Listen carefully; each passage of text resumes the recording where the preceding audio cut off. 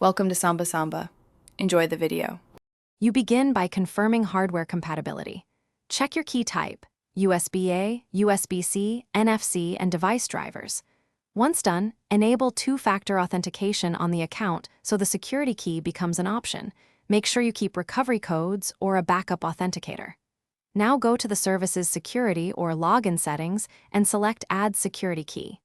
Plug in or tap the key when prompted. Because this is the immediate first action, you will see a registration dialog asking you to assign a name and to verify presence. Follow the prompts and touch or press the key when an LED or vibration signals readiness. If the key asks you to set a PIN, do that now. The PIN protects the key and should be stored in a secure password manager.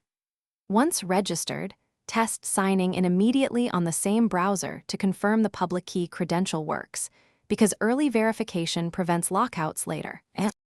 You finish by adding redundancy. Register a second key or enable an alternate 2FA method so you're not locked out if a key is lost. Make sure firmware and your browser are up to date, and note which devices support NFC or USB-C. If you encounter failures, check the physical connection, try another USB port, toggle NFC, or switch browsers. Often a simple port or browser change fixes detection issues. If problems persist, use your backup authentication to regain access and re-register keys. Thanks for watching. Consider subscribing if we helped you.